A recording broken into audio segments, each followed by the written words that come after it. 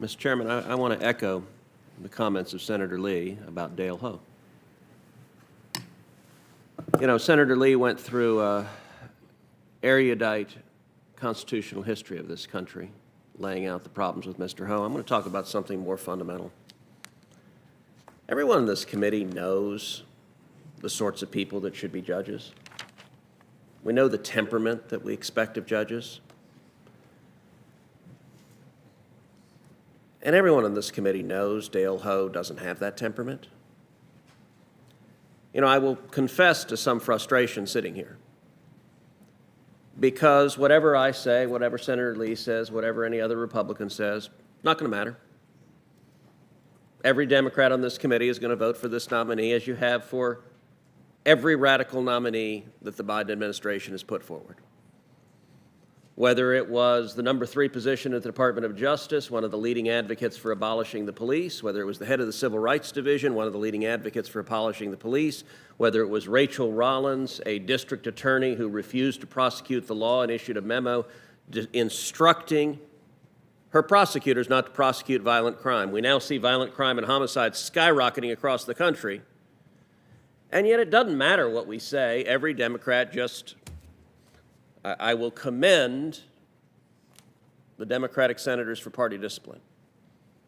We even saw last week 44 Democrats willing to filibuster to prevent sanctions on Russia while Russia is preparing to invade Ukraine. Never mind the irony that this is simultaneously while Democrats are giving speeches calling the filibuster a Jim Crow relic while they're filibustering, which is a level of gymnastic flexibility remarkable even for the United States Senate to be doing it simultaneously. But when it comes to, and I would note, by the way, in the previous administration, we had a Republican administration. Republicans in the Senate rejected numerous nominees. If there were concerns with nominees, there are members of this committee, there are members of the Senate who said no. Democrats don't say no. It doesn't matter what wild-eyed loon this White House nominates. Like lemmings, Democratic senators vote for him. And by the way, when I say wild-eyed loon, you would think that's some hyperbole. Well, I can tell you how Mr. Ho describes himself. He didn't quite say wild-eyed loon. He described himself as a, quote, wild-eyed leftist. That's his own self-assessment. Not only that, here's what he wrote in his church newsletter. Quote, Dale, do you do what you do because you want to help people? That'd be good. Or because you hate conservatives. And here's his answer. Anger can in fact be a tremendous source of power. Now, I want you to pretend for a second that you're a New Yorker who's a conservative. They do actually exist. They may be in witness protection, but they do actually exist. You're a conservative in New York, and you find yourself in Judge Ho's courtroom, someone who describes himself, he writes in his church newspaper how much he hates conservatives. Are you going to get a fair shake? Look, the Senate is a place where the shoe is always on the other foot. Turnabout's fair play. I'm just going to ask Democrats here to think for a second how you would feel if a Republican president nominated someone to be a judge who describes his motivation is that he hates liberals. How would you feel if you appeared as a lawyer in a courtroom of a judge who says, I hate liberals, and not only that, that anger is his source of motivation? Would you expect a fair shake? You know, all of us have known lawyers who want to be judges. We've all known lawyers who've spent years hoping to be a judge, trying to build the kind of career where they could be nominated to be a judge. That's not Mr. Ho. Mr. Ho, in the last 2 years, has managed to personally insult on Twitter Senator Blackburn, Senator Cotton, Senator Hawley, Senator Lee, and Senator Cornyn. I have to admit, I feel kind of offended that I got left out of his insults. Apparently, I'm not doing my job well enough. I don't know of another nominee to this committee who has gone out of his way to personally insult as many members of this committee. That's extraordinary. You know what that isn't? That isn't a lawyer who's hoping to be a judge, who's trying to live a careful life, who's trying to be buttoned down, who's trying to avoid the sorts of things that are bad to confirmation. And you know what? The frustrating thing as I say this is not a Democrat on this committee cares at all. In just a few minutes, you're all like Pravda going to go, yeah.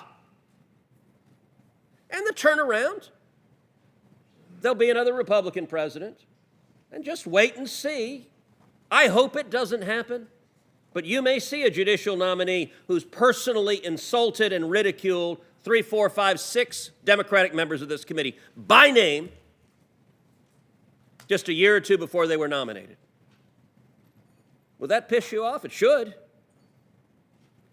I actually would hope the Republicans on this committee would show enough dedication to principle to exercise advise and consent. I don't understand why Democrats don't do that. Look, the Republicans in the Senate are very proud of the judges that were nominated and confirmed to the court.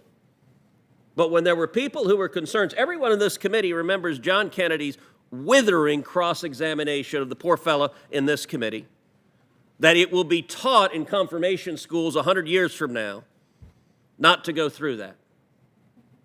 Is there even one Democrat willing to say to anyone, how about the guy that describes himself as a wild-eyed leftist who is motivated by his hatred for conservatives and demonstrates it by going out of his way to insult multiple conservatives on this committee? That'd be a good place to start. I promise you won't be excluded from the Democratic Club when you go party at night. But the Senate has to have an actual independent voice and not be a rubber stamp for radicals. And I do know that members who serve on this committee, at least when you say yes to serving on this committee, part of it is because you believe in the importance of an independent judiciary. You believe in the importance of judges that have judicial temperament, that will be fair, that will give you a fair shake, whether they are of your political stripe or the opposite. I just ask you again, how would you feel about appearing as a lawyer, or even worse, as a litigant, as a party? How would you feel as a criminal defendant in a courtroom where the judge in black robes has said he hates liberals, and that he also said that righteous indignation can provide a sense of moral clarity? You know, I don't want my judges with righteous indignation having a sense of moral clarity and deciding that half of the country needs to be punished. You're comfortable with that because you don't describe yourselves as conservatives. But you know what? A judge is supposed to be fair to everyone. So I ask you, would you feel you would get a fair shake from a judge who said, I hate liberals, that righteous indignation gives me clarity, that anger can be a tremendous source of power? Okay, Judge. That's not how our judiciary is supposed to work.